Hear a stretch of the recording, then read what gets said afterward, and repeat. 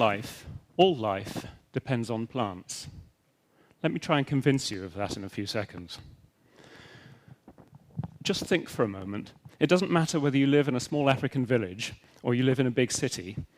Everything comes back to plants in the end. Whether it's for the food, the medicine, the fuel, the construction, the clothing, all the obvious things, or whether it's the spiritual and recreational things that matter to us so much, or whether it's soil formation or the effect on the atmosphere, or primary production. Damn it, even the books here are made out of plants. All these things, they come back to plants, and without them, we wouldn't be here. Now, plants are under threat. They're under threat because of changing climate, and they're also under threat because they're sharing a planet with people like us. And people like us want to do things that destroy plants and their habitats. And whether that's because of food production or because of the introduction of alien plants into places that they really oughtn't to be, or because of habitats being used for other purposes, all these things are meaning that plants have to adapt or die or move. And plants sometimes find it rather difficult to move because there might be cities and other things in the way. So if all human life depends on plants, doesn't it make sense that perhaps we should try to save them? I think it does. And I want to tell you about a project to save plants. And the way that you save plants is by storing seeds. Because seeds, in all their diverse glory, are plants' futures. All the genetic information for future generations of plants are held in seeds. So here's the building. It looks rather unassuming, really, but it goes down below ground many stories, and it's the largest seed bank in the world. And it exists not only in southern England, but distributed around the world. And I'll come to that. This is a nuclear-proof facility. God forbid that it should have to withstand that. So if you're going to build a seed bank, you have to decide what you're going to store in it, right? And we decided that what we want to store, first of all, are the species that are most under threat. And those are the dry land species.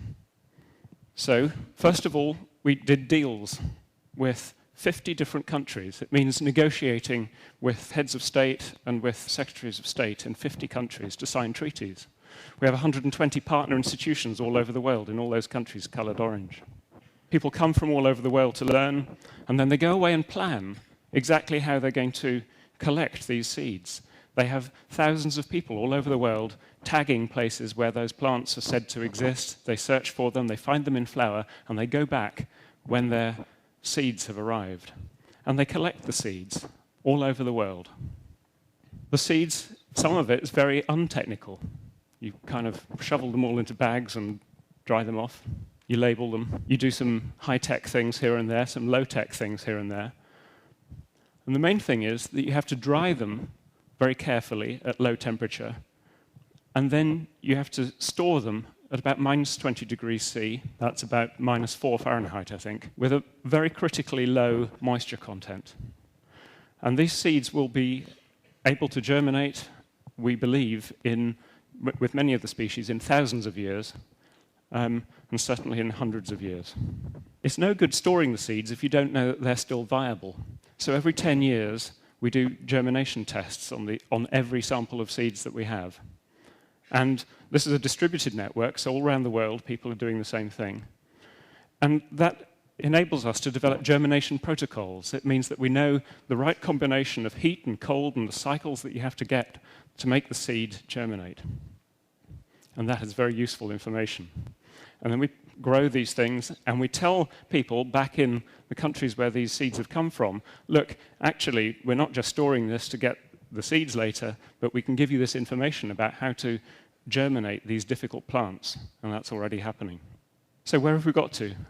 I'm pleased to unveil that our 3 billionth seed, that's 3,000 millionth seed, is now stored. 10% of all plant species on the planet. 24,000 species are safe. 30,000 species, if we get the funding, by next year. 25% of all the world's plants by the year 2020. These are not just crop plants, as you might have seen stored in Svalbard in Norway. Fantastic work there. This is at least 100 times bigger. We have thousands of collections that have been sent out all over the world. Drought-tolerant forage species sent to Pakistan and Egypt, especially photosynthetically efficient plants come here to the United States, salt-tolerant pasture species sent to Australia, the list goes on and on.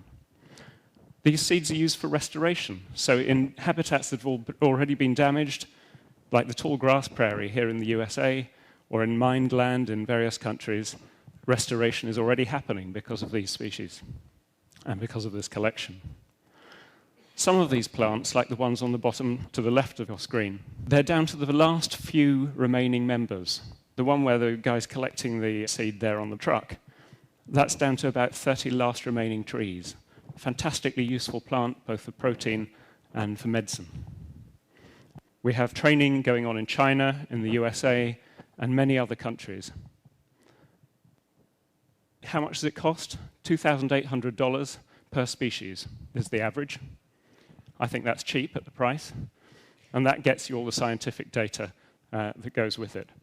The future research is how can we find the genetic and molecular markers for the viability of seeds without having to plant them every 10 years, and we're almost there.